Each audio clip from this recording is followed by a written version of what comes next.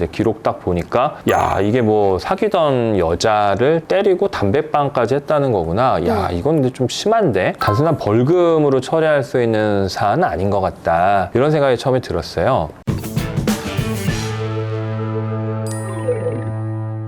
김 부장의 검사회장! 반갑습니다. 안녕하세요. 네, 안녕하세요. 오늘도 김우석 변호사님과 함께 이야기 나눠보려고 하는데요. 오늘은 데이트 폭력 사건에 대해서 좀 네. 여쭤보려고 합니다. 혹시 검사 시절에 데이트 폭력 사건, 기억에 남는 사건이 있나요? 최근에 제가 파이낸셜 뉴스라는 곳에 김우석 변호사의 검사회전이라는 제목으로 칼럼을 몇 번 연재를 한 적이 있어요. 지난번에 연재했던 칼럼 중에 보면 데이트 폭력에 관해서 썼던 게 있습니다. 그러니까 사건 내용을 조금 말씀을 드리면 초등학교 동창이었던 여자를 나중에 만나가지고 그 여자가 좋다고 하면서 그 여자를 따라다녔던 거예요. 네. 그러다가 서로 이제 사귀게 됐고 근데 사귀는 과정에서 결혼 이야기까지도 오가고 뭐 그랬었는데 네. 그러다가 이제 그게 한번 좀 어그러지고 그러는 과정에서 그 여자를 좀 막 때리고 따라다니고 집에까지 막 쳐들어가고 네. 이런 과정에서 형사처벌도 몇 번 받았었고 그 후로 이제 상당한 시간이 지난 다음에 또 다시 만나게 돼서 잘 사귀어보자 이런 식으로 남자가 매달리고 해가지고 그 여자랑 또 사귀었는데 또 그 여자를 때리고 뭐 요랬던 사건입니다. 네. 근데 그 때렸던 게 이제 저한테 사건화돼서 왔던 게 어떤 모텔방에서 그 여자랑 성관계를 하고 나서 옷을 벗고 있는 그 여자를 뭐 좀 때리기도 하고 그다음에 이제 약간 엽기적인 부분이 있는데 담배빵이라고 민서 씨 들어봤어요? 네. 사람 맨살에다가 이제 담뱃불을 해가지고 이렇게 상처를 입히는 처음에 이제 배당 받아가지고 사건 내용을 보니까 그 사람이 뭐 직업도 일정하고 그다음에 자백하고 있고 네. 그 전에 그렇게 때렸고 이런 게 있는지는 경찰에서 검찰에 보낸 기록이 안 나왔고 네. 단순히 이제 폭력 벌금 전과가 있다는 범죄 경력 조회한 내용만 있었었거든요. 근데 기록 딱 보니까 야, 이게 뭐 사귀던 여자를 때리고 담배빵까지 했다는 거구나. 야, 이건 근데 좀 심한데? 단순한 벌금으로 처리할 수 있는 사안은 아닌 것 같다. 이런 생각이 처음에 들었어요. 그 무엇보다 피해 여성이 진술한 내용을 보니까 진술 자체는 되게 드라이했었어요. 뭐 이런 피해를 입었고 뭐 어떻다. 라고만 돼 있어서 좀 드라이하긴 한데 그래도 행위 내용이나 이런 게 좀 위험한 것 같아서 네. 일단은 이 사람이 어떤 사람인지 보자. 그래서 이 사람을 보고 이 사람이 하는 진술 내용이나 이런 거를 판단을 해서 이 사람에 대한 처벌 수위를 결정하는 게 맞겠다. 네. 이런 판단을 하고 불렀습니다. 네. 근데 저는 속마음이 궁금했어요. 그러니까 제가 그 사건 처리할 때 제일 크게 봤던 거는 재범할 우려가 있나? 이걸 되게 크게 봤습니다. 이 사람이 그리고 지금 이렇게 반성한다고 얘기하는데 이거 진짜 반성하는 거 맞나? 맞아요. 이런 게 되게 궁금했어요. 그래가지고 이 사람을 불러서 이 사람의 속마음이 궁금했기 때문에 일단 이 사람 하는 얘기에 대해서 되게 공감해 주면서 왜 그랬냐고 뭐 이야기 잘 들어주면서 물어봤어요. 그랬더니 이 사람이 처음에는 뭐 조사받는 사람으로서의 교과서적인 답변을 하다가 좀 시간이 지나니까 슬슬 그 여자를 비난하기 시작하더라고요. 저는 이렇게 생각하거든요. 누가 잘못했다고 해서 그 사람 때리고 담배빵 할 권리는 없거든요. 아니, 그렇게 예. 생각도 못해요. 때리지도 못하는데 담배빵이 무슨 말이에요? 그건 그게. 말이 안 되거든요. 근데 얘기를 들어봤더니 맞을만 하다라는 생각을 하고 있는 거예요. 이 사람이 하는 얘기를 곰곰이 들어보니까 제가 야, 이거 느낌 이상한데? 네. 그래가지고 당신 이거 폭력으로 벌금 받고 주거 침입해서 벌금 받은 거 있는데 이거 뭐냐 물어봤어요. 네. 그게 예전에 얘가 이런 짓을 해가지고 나한테 혼난 거다.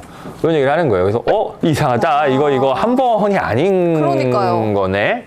약간 느낌 이상해서 그 사건들도 좀 물어보고 했는데 여자에 대한 상당한 불신 그리고 그 여자가 자기한테 좀 제대로 못한다거나 뭐 딴 남자를 만난다거나 이런 인상이 약간 있더라고요. 네. 그래서 그런 거를 비난하면서 실제로 그 피해 여성이 양다리라는 걸 솔직히 했는지 아닌지 잘 모르겠어요. 네. 검사가 물어볼 일은 아니니까. 그쵸. 근데 하는 얘기를 들어보면 그 여성에 대한 비난 그리고 처음에 벌금 받았을 때는 합의해줘가지고 다 잘 끝났는데 지금 이 사건은 합의도 안 해주고 오히려 그거에 화가 나 있구나. 네, 그런 거에 되게 화가 나 있고 그리고 이게 단순히 때린 거랑 위험한 물건을 이용해서 사람을 때린 거랑은 처벌이 다릅니다. 아, 그냥 손으로 때리는 네, 거랑 달라요. 뭐 무기를 갖고 때리는 네, 거랑 그 달라요. 이제 흉기 또는 위험한 물건으로 사람을 때린 경우는 그냥 사람을 때린 경우보다 훨씬 형이 높고 가중해서 처벌하게 되어 있어요. 대부분의 폭력 사건은 경찰에서 조사해서 검찰에 보내면 검사가 그 기록만 보고 그냥 벌금 얼마 이렇게 해서 처리하거든요. 네. 통상은 피해자 조사를 경찰에서 한번 하고 나면 검사가 다시 조사하고 이런 걸 잘 안 해요. 아, 그래요? 네. 왜냐하면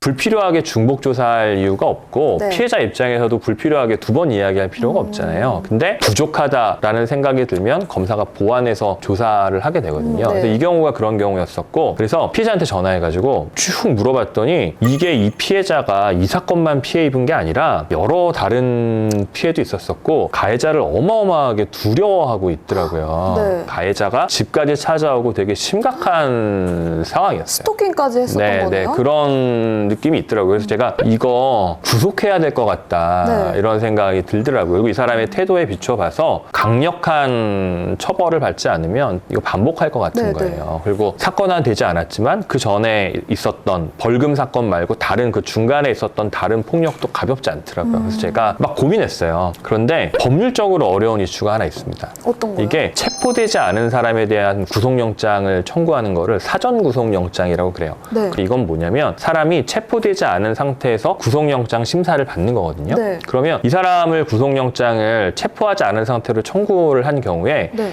이 사람이 피해자 찾아가서 해코지 할 것 같다는 생각이 제가 들었어요. 그럴 수 있죠. 네. 맞아요. 그래서 제 입장에선 이 사람을 체포한 상태에서 영장을 해야겠다 생각을 했었거든요. 그런데 이 사람은 체포영장 사유가 안 되는 거예요.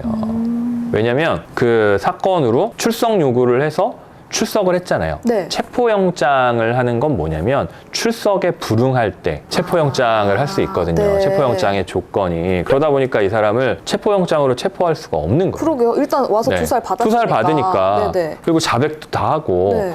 그러니까 미치겠더라고요. 이 사람 미체포 상태로 영장하면 피해자한테 해코지 할 것 같고 그냥 법원으로 사건을 기소하면 그래도 피해자한테 해코지 할 것 같으니까 고민 끝에 긴급체포라는 걸 했어요. 긴급체포는 뭐냐면 상황이 긴급해서 네. 체포하는 거예요. 근데 이런 긴급체포는 극히 예외적으로 이루어져요. 어떤 경우에 이루어지느냐? 범인을 우연히 발견한 경우라든가 아주 특별한 경우 아니면 긴급체포가 요건이 성립되지 않습니다. 이런 경우에 함부로 긴급체포하면 체포 자체가 위법한 것이기 때문에 구속영장도 당연히 위법하게 돼버려서 발부가 안 돼요. 그래서 제가 피해자한테 사건화되지 않은 다른 피해에 대해서 진술들을 다 받았습니다. 그래서 네. 그 진술들을 가지고 이 사람을 다시 소환했어요.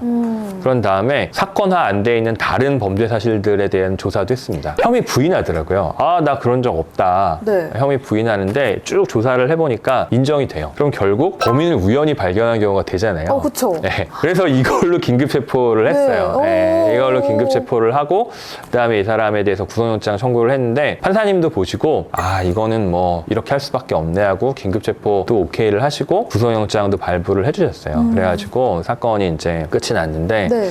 근데 이제 이 사건에서 되게 특이했던 거는 피해자가 몰카당한 것도 되게 두려워하고 있었어요. 그쵸. 네. 그래서 제가 긴급체포하면서 휴대폰을 압수해서 휴대폰에 혹시 몰카한 게 있는지 쭉 찾아봤어요. 네네. 네. 그랬더니 뭐가 나왔을 것 같으세요? 진짜 몰카 나온 거 아니에요? 몰카는 안 나왔는데 다양한 연령대의 여성과 다정하고 민망한 사진 찍기가 나오더라고요. 네. 그래서 뭐지? 그래서 당신이 이 여자를 너무 사랑하고 정말 그래서 뭐 했다는 그러니까요. 사람이 이건 뭐냐 도대체. 근데 뭐래요? 자기가 정이 많다든가 짜증나. 와. 다정한 사람인가? 너무 뻔뻔하다. 말 제대로 못하더라고요. 그래가지고 뭐 그렇게 사건 처리했던 적이 있습니다. 데이트 폭력이라는 것도 결국은 상대방의 마음을 얻을 수 있는지의 이슈인데 내가 이런 마음인데 너네 몰라주냐 하면서 몰라줄 수 있지. 사람 마음이. 본인 감정에만 심취하면 안 됩니다, 여러분. 예, 맞아요. 근데 자기가 너무 중요하다 보니까 가끔씩 엉뚱한 일들, 그게 극단화되면 폭력으로 나가고 집착이 되고 이런 경우들이 생기는 것 같아요. 근데 이런 거는 안 된다는 거를 수사기관이나 법원에서 엄정하게 네. 경고할 필요는 있는 것 같습니다. 네, 오늘은 또 검사 시절에 있었던 데이트 폭력 사건을 어떻게 다루셨는지에 대해서 이야기를 해봤습니다. 유용하게 들으셨다면 구독과 좋아요 알림 설정 부탁드려요. 감사합니다.